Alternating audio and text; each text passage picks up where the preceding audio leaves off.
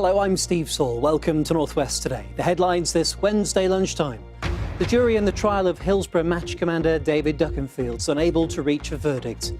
Former Sheffield Wednesday club secretary Graham McCrell is found guilty of a health and safety offence. The jury in the Hillsborough trial have failed to reach a verdict on the manslaughter charge against the police match commander David Duckenfield. The prosecution have said they'll seek a retrial, but the jury did find former Sheffield Wednesday club secretary Graham McCrell guilty of breaking a safety law. While Merseyside reporter Andy Gill's been following the case at Preston Crown Court. Andy, first of all, tell us about the decision on David Duckenfield. Well, David Duckenfield was charged with the gross negligence manslaughter of 95 of the 96 Liverpool fans who died in a crush at an FA Cup semi-final in Sheffield in April 1989. 95, not 96, because the 96 victim, Tony Bland, died a year and a day after the disaster. The jury had heard 10 weeks of evidence. They'd been deliberating for 29 hours and 6 minutes, but this morning the foreman of the jury told the court that they could not reach a verdict on David Duckenfield. The prosecution had claimed that he failed to take life-saving decisions on the day, that he didn't know the ground well enough, that he didn't think about where fans would go when he ordered a gate to be opened to relieve a crush outside the ground, and didn't think that they might go down a central tunnel to pens which were already full. The defence had argued that it was breathtakingly unfair to convict Mr. Duckenfield for these deaths, saying that many other factors were at play, such as the layout of the ground, fan behaviour, police behaviour, and they said that charging him was like giving a captain a sinking ship and judging him on how well he sailed it. Now, the jury were discharged. The Crown Prosecution Service have issued a statement saying that they recognise these developments will be difficult for families who lost people at Hillsborough, but they've also said that they will seek a retrial in the case of David Duckenfield. And Andy, Graham McCrell was convicted of one charge but cleared of another.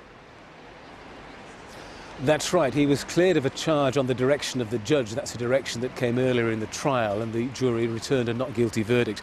That had been a charge that Mr. McCrell had failed to consult the police about the arrangements for the match on the day.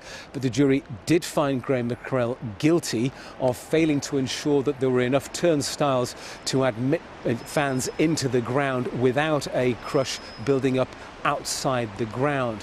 There were 7 turnstiles to get 10,100 Liverpool fans into the ground. His defence had argued that it wasn't his fault, that many other factors were at play.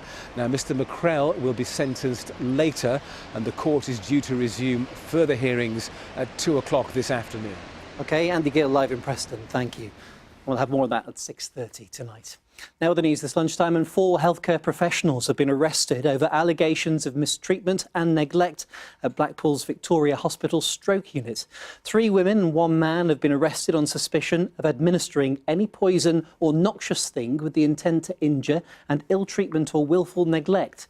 2 women and 1 man were previously arrested and later released under investigation. Bolton Wanderers have been given 5 weeks to settle their debts or risk going into administration. Lawyers for the Championship strugglers were in the High Court this morning for a 7th time over an unpaid £1 million tax bill. The club says terms have been agreed with an unnamed prospective buyer. And an investigation's underway after a 24-vehicle pile-up on the M55 in Lancashire.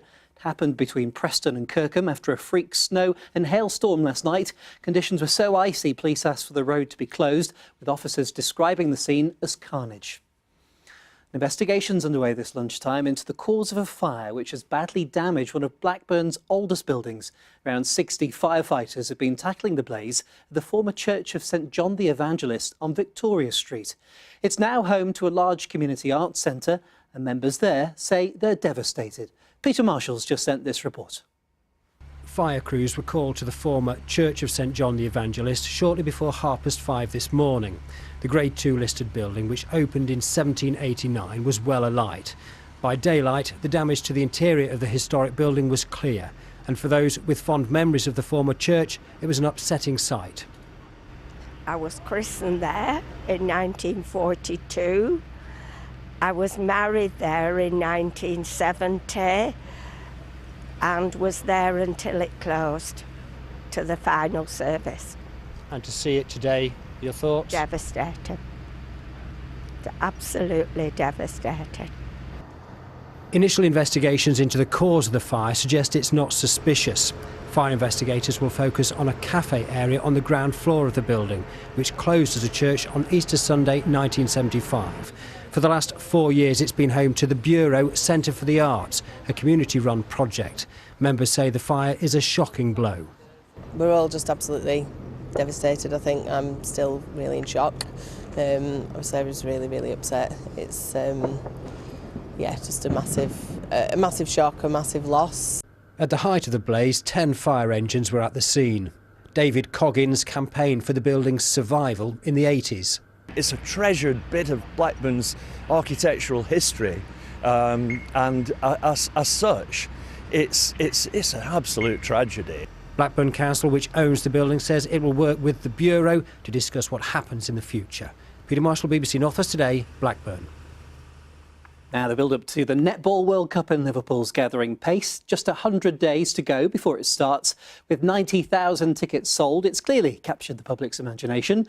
And the sport is determined to build on that, with a number of events planned ahead of the July tournament.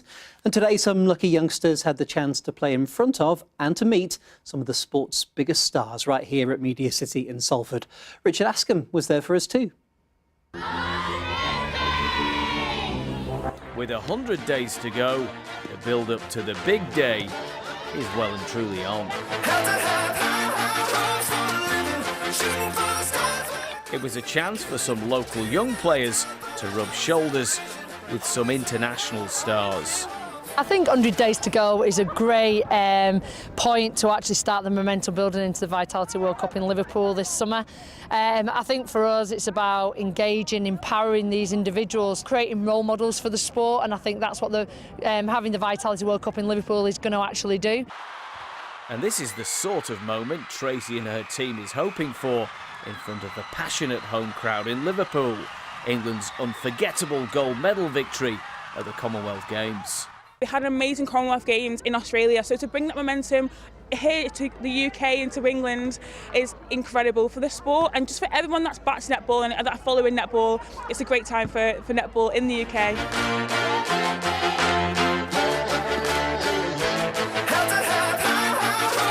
Does it make you feel as though, you could do it one day? Yeah, hopefully, if I work hard enough, yeah.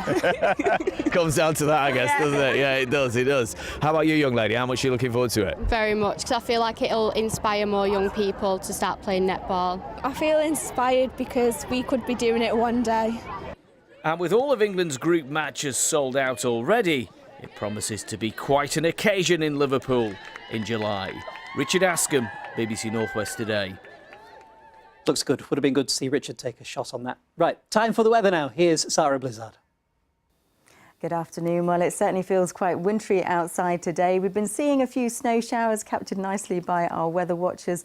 And also we have an area of low pressure which is controlling the weather. So it's bringing in quite a few showers. They're all circulating around the area of low pressure through the afternoon and into tomorrow as well. So one or two of them will continue to be quite wintry. Not only over higher ground are they falling as snow, might see a bit of hail and thunder as well. But through the evening and overnight, a good percentage of the showers do tend to die away. We will find that the skies start to clear again. Temperatures only just above freezing within the towns, but below that in rural areas. So a frost first thing tomorrow. The cloud just gradually pushing up again from the south. It will bring some rain and some snow at times into the afternoon with highs of 8 Celsius. Well, Prince Charles has been in the region today. We'll find out what he's been up to in tonight's North West Tonight with Roger and Annabelle here on BBC One at 6:30. But from me, that's all this lunchtime. Thanks to all the lunchtime team. Have a good afternoon. Bye-bye.